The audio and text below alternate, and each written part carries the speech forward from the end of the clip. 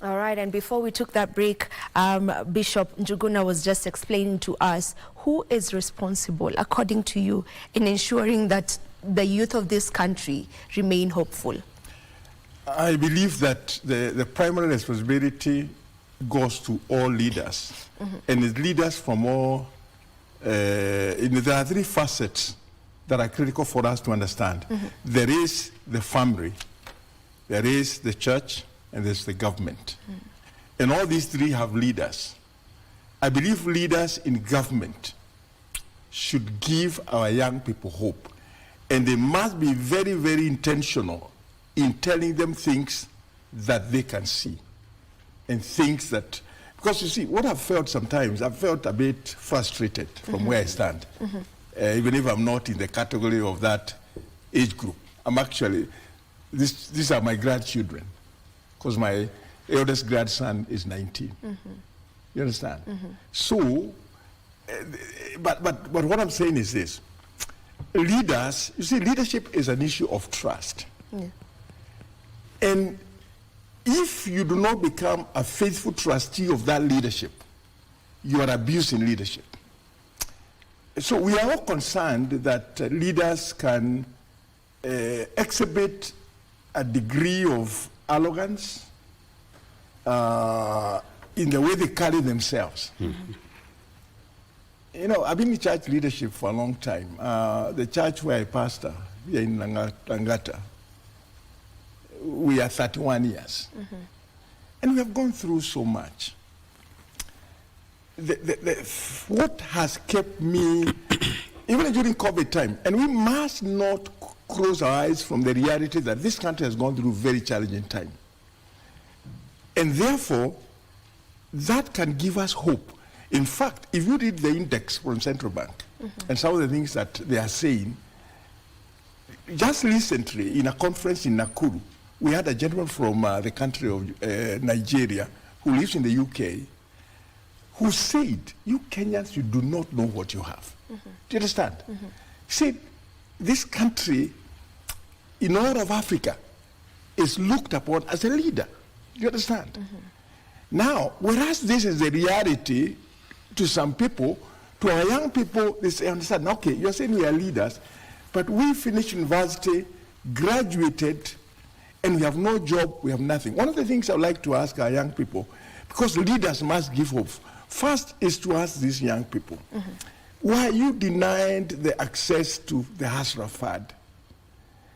Okay, what can we do? Because what is going to help us here is from the church to the family to the government to tell the young people these are the realities. In fact, for me, I don't find any challenge if I'm hard pressed as a father and have a family. I would not hesitate to call my family together and tell them, I think there are certain adjustments we need to do. Regarding this finance bill, because it's the crux of the issues that are happening, we ourselves as church went and presented our memorandum to Parliament and also to the team.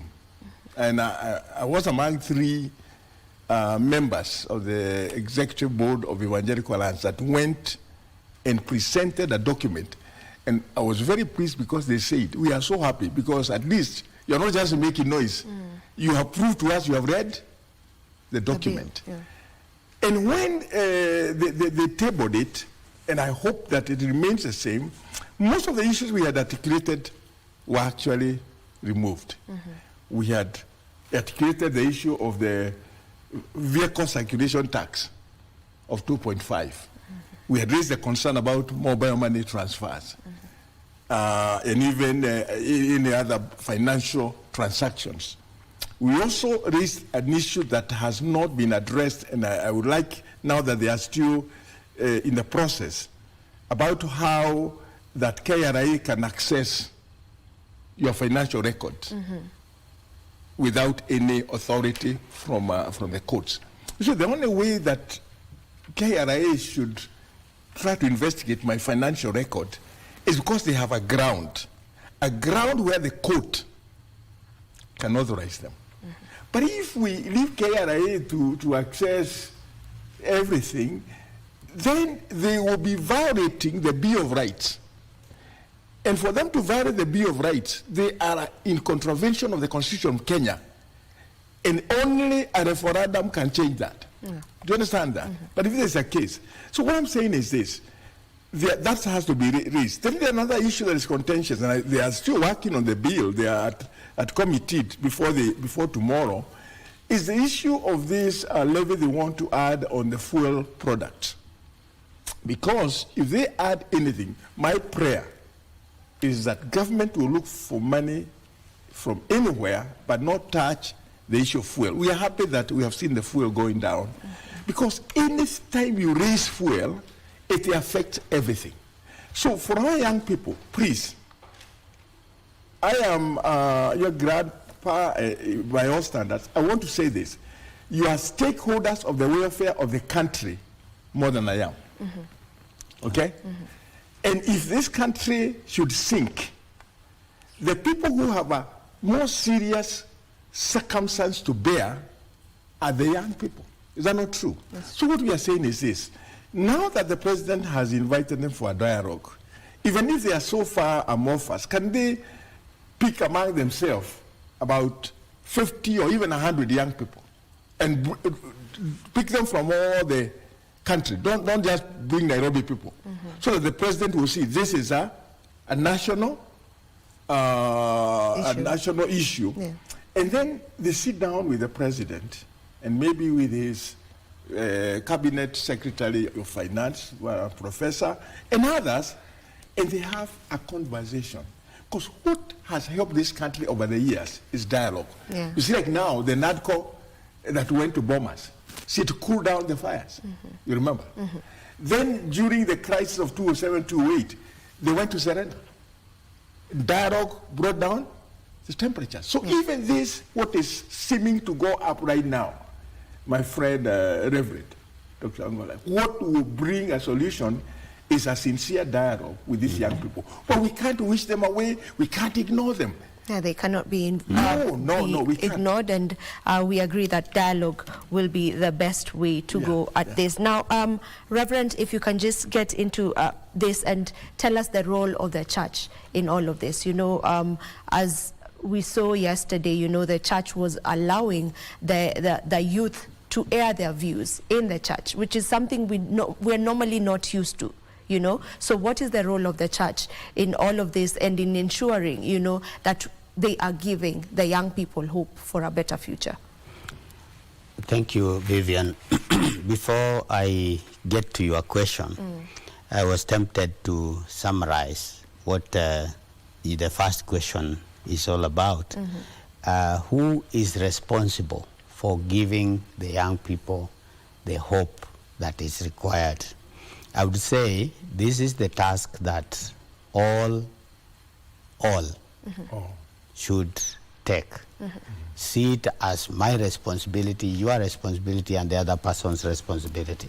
And so I would say the generations before, these generations that are agitating for change and meaningful change for that matter, should be responsible to offer the hope that these people are looking for. Being open to what Dr. Njuguna calls dialogue, and coming to a round table and asking ourselves, are we doing things right?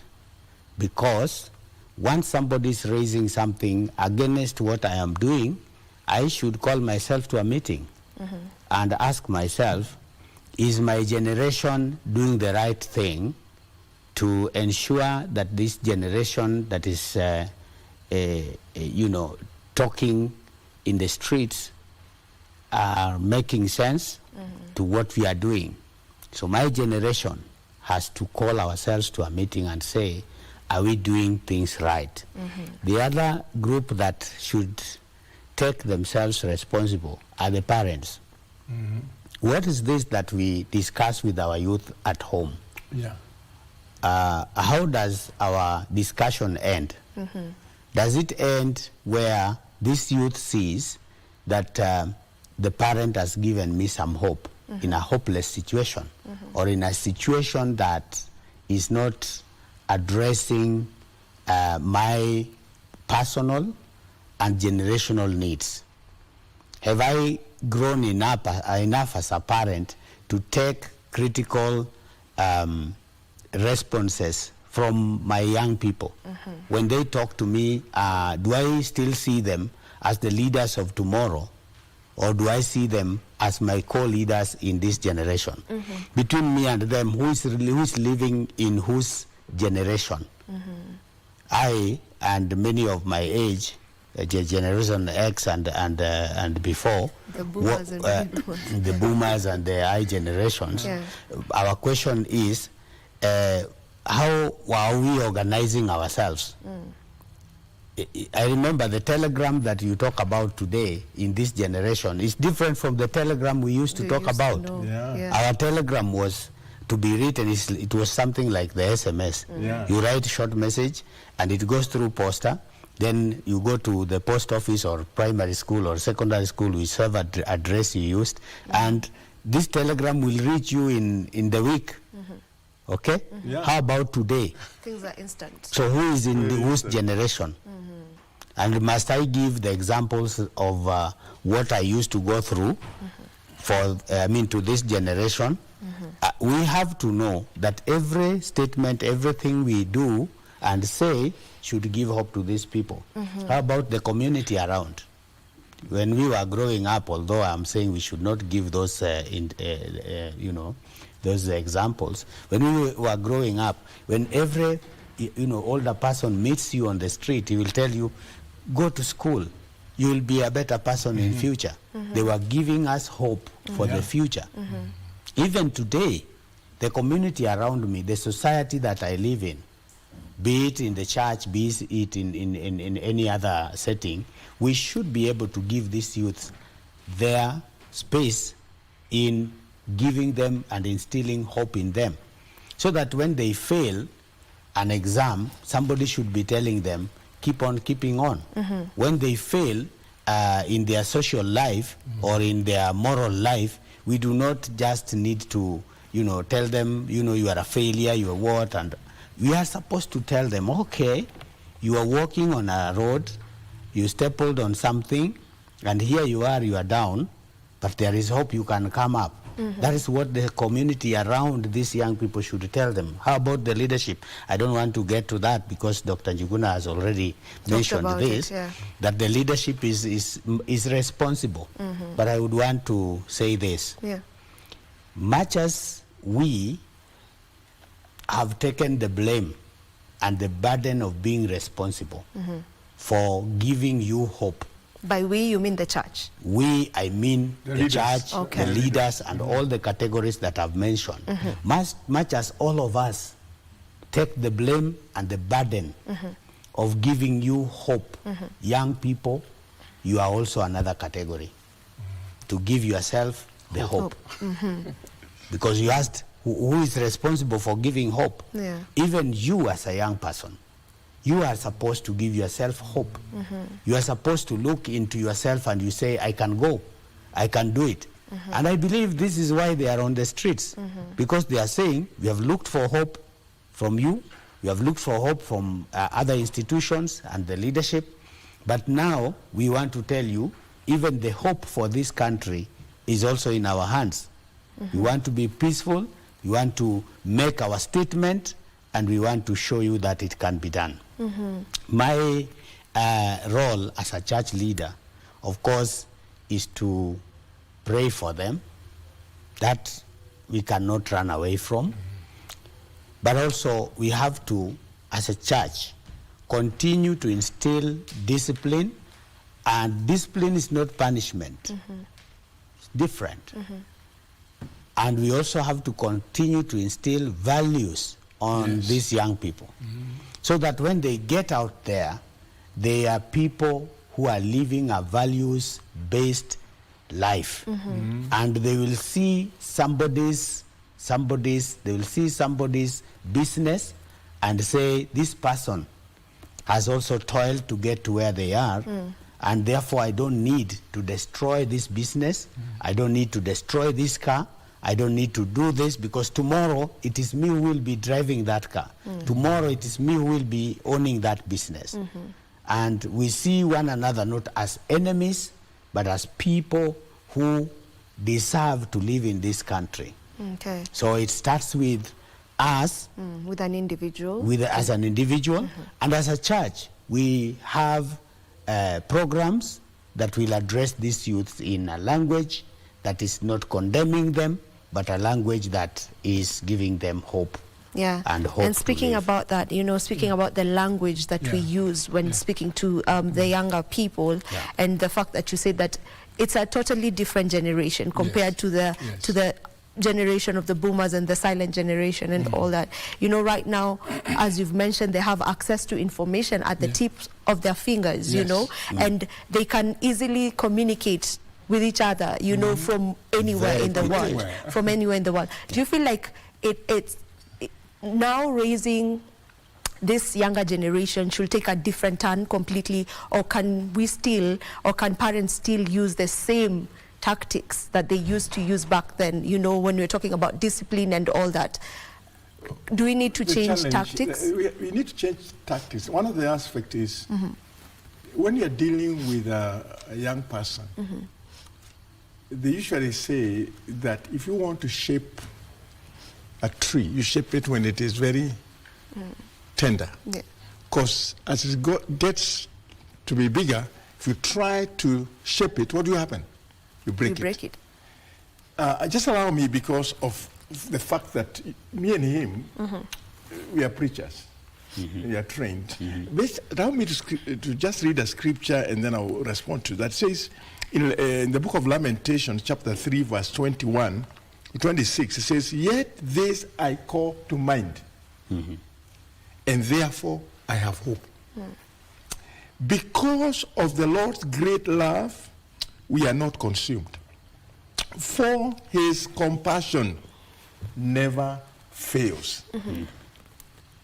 They are new every morning. Great is your faithfulness. I say to myself, the Lord is my portion, therefore I will wait for him. The Lord is good to those whose hope is in him, to the one who seeks him. It is good to wait quietly for the salvation of the Lord." Whereas we have leaders, we must understand that these leaders are not God. Only God is unlimited. Only God is all-powerful, or rather, we use the words, those of us that you talk about omnipotence, omnipresence, omniscience, meaning omnipresence is that he is almighty, omnipresent is that he is everywhere, omniscience is that he is all-knowing. There is no human being, from the leader of the best country to there's no one who knows everything. But having said that, we need to understand that the salvation that we have will come in our trust and faith in God. Because hope can only be anchored in God. Because there's a certain preacher from the country of Ghana who I listen to from time to time. He's called Mensa Otabil. And some of the things he has said that he has learned over his years of ministry, and it's very important for all of us to know, is that people are people, okay? And people can disappoint us. I have heard the young people say they are very disappointed by the members of parliament who passed the bill. Yeah, who voted yes to the bill. And they have them because, again, they know who they are, and they say they are waiting for them to kick them out, which is a constitutional right. But having said that, please, let every young person understand, this financial bill is not the first one, neither is the last one. And financial bills are always contentious, even during the former regime. You remember there's a time there was such a contention in parliament. But I don't know, people are saying, no, why is it very different right now? The difference is this, and let me state it from where I stand. Yes. And I have my ears in the ground. People are still coming to terms to adjust the reality of the housing levy and how it's affecting their precinct. They are coming to terms of the realization of the changes that have come in the National Hospital Insurance Funds and the National Social Security Fund. And these are in the Financial Bill 2023. My appeal to Parliament, because again, you know, the Parliament has a timeline. I know I had one of the persons that came here before and say that the Parliament can shelve this business, and maybe they can shelve it, but not forever. If let's say the dialogue can be taking place between the young people and the leader of our country, maybe like today or tomorrow, they can be told to discuss, instead of discussing it Tuesday, they can take it to Thursday, if they are still within time. Because again, by the 1st of July, you know, there's a timeline. There's a timeline to it, yes. But we want to be told, but I am glad George Keithy was here, and he's a legal man. And one of the things I wanted to do, and let me not say I've given up on it, as a student, sometimes I try to understand the law. And even this bill we are talking about, I took time. I downloaded it from the internet and read it. Because I want to be informed. Because if you have no information, and I'm very sorry to say that I believe that most of the people, like now Parliament, when they were debating last week, I listened to them. And I saw some of the members of Parliament referencing things that the government had already said. They've scripted. No, meaning even some of them are not even reading. So we need to understand. As church, we use the Bible as what instills hope to people and tell people we all need to have faith in God. And I feel that there's a degree in which the young people may feel like the church has let them down. And again, we are not saying that there's a lot of churches, and all of us are trying to have programs. Like for us, we try to target the teenagers particularly. And we try to discuss with them about living value-based lives. We also challenge parents to be able to become the role models. The problem we have in this country is that many times, and there's a saying in where I come, that when you are full, cover your stomach. Do you understand? But some of the exhibition that we are seeing from leaders doesn't show that. Because if people are ravishing in poverty, and then you are going there brandishing all this kind of money, where are you getting it from? Where we can't get it. And that's what I'm saying. Maybe the young people, the fact that they did what they did on Thursday, let the young people know we have heard them. Can we now have a conversation? Because if they went to the street tomorrow and businesses were closed down and Kenya lost 2 billion again, how much? You see, this 2 billion that is lost from the business community people. Also, the government loses tax. So we are sinking. But before we sink, let that openness, and I'm taking what the president said in Nyahuru yesterday seriously, and saying, now that he said he will talk to them, can somebody within the ranks of those who organize things for the president arrange it? We hear it is taking place today or tomorrow. If they have to postpone this conversation, it's just a phone call away. It's just to tell the speakers of the National Assembly, hey, listen, we need to first have a meeting with the young people to hear them more, to know what is it they're not seeing. But I still go back to them as he spoke about them taking responsibility. Let me know how many of these young people took advantage of the HASRA FAD, which was unlimited. How many of these young people are taking advantage of the hubs that the country, the ICT hubs that the government is trying to roll out? Hopefully they are there so that they can learn how to engage in online employment. We have hope as a people, and I want to believe Kenya Kenya is going to recover. Do you know why I have that hope? Recently, the dollar was at 170. Where is it today? It's come down. 128. Yeah. Fuel was, I don't know where.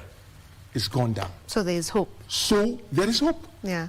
Reverend Agolla, you wanted to... Yeah, there is hope. And we need to stick to that there is hope. But the message to our political leaders, and especially the president, and those that advise him, the senior people in the cabinet and all that, I think the president should know that the young people have come to the street, but the older people went to their boardrooms. We went to their boardrooms and we presented our memorandum on the issues that the young people are raising on the street. Yeah. The young people are saying, you have a system which you have ignored. You have a system that says there is public participation. And when there is a bill, when there is a policy that is supposed to be enacted or developed, here you are, people come, you are used to your generation. You are used to them because they are called the I generation, they are called the silent generation, they are called the boomers, they are called the X generation. You are used to them. They talk your language, and you can always have those papers and put them together, dust somewhere. We are not going to go that direction because that is what you are used to. So the president should know that the voices that we have been giving, we have been raising to him, were not to bring him down. These voices are voices to better his governance. But he's ignoring these voices. And now, when these people come, they come in a language that he does not understand because he's not also in their generation. These people are going to destabilize a lot of things. Dr. Njuguna has just said that for the 2 days, 2 billion is lost. Yeah. But we also have in record somebody saying that Kenya is losing 2 billion per day in corruption. It is in record. So if the president cannot tame the corrupt people, he should not ask for more money all at once. I don't know whether you know, Vivian, that the taxes and the levies that have been introduced in the last very few days are 16. And this, 16 taxes and 16 levies. I mean 16, total of 16 taxes and levies. These are facts that everybody knows in this country. And so we are saying that, yes, you have silenced our voices, but wait, there are voices that you cannot silence because they are amorphous. In my house, I have never heard the name Wanjiko. I've never heard the name Anyango. I hear Victoria, Vivian, Michelle. I hear those names. And who is this Michelle? It is Michelle Nekesa. Michelle. Nekesa is not important for them. Yeah. They call themselves by their first name. The other day I had somebody call themselves Judy Jones. Now, and what are they concealing? What are they concealing? This is the generation that they are saying this is my generation. We are dealing with the non-tribal issues. And sometimes, and you heard them say, I think you are in that generation, and some of you that are watching me today, you heard them say that, we need look, to wind up. I know, you heard them say that, look, so-and-so should go home. He should not be on the streets with us. You have lived your time. They also said this other person should go. This is our generation. We are taking care of it. So something should be done. I don't know whether you have time for me to mention some of the areas of hope that I want to give the youth. How long will that take? Because we have less than a minute. About less than a minute also. Very quickly, and then maybe we can organize for this conversation to go on a different day. let me just mention them Very in quickly, bulletin. sir, if you Number could. one, youth know this. You are the hope for Kenya. So be stable. I know that you are a long-term contributor in this country. Do not relent. Number two, Time is gone. your voice Well, I want to say can one be thing. heard. So intensify that voice and do not relent. Number three, your presence cannot be ignored. Number four, that the space you occupy, nobody else in any other generation will occupy it. It is your space, occupy it and stay there, stay put. Number five, that a better Kenya means a better future for you. So do not destroy Kenya in the guise of fighting for Kenya. Fight for Kenya, but know that a better Kenya is yours. Number six, it is not time for business as usual approach to the governance issues. And this is a message to you and a message to us. Number seven, Now, our all time is leaders over. Our at time is all over, levels sir. are supposed to be there. All right, and thank you work. so much. Thank you. And we definitely need to have this conversation because I have something I going. need to You say know, about I know you have a lot more to talk about, Bishop Dr. Njuguna and Reverend Dr. Agolla. Thank you so much for joining us for this conversation, and for sure we'll create more time for you next time. Thank you. All right, this is where we end Good Morning Kenya for today. Thank you so much for staying with us since we began the program at 6:30 a.m. We do this again tomorrow, same time and place. My name is Vivian Ndegwa. Goodbye.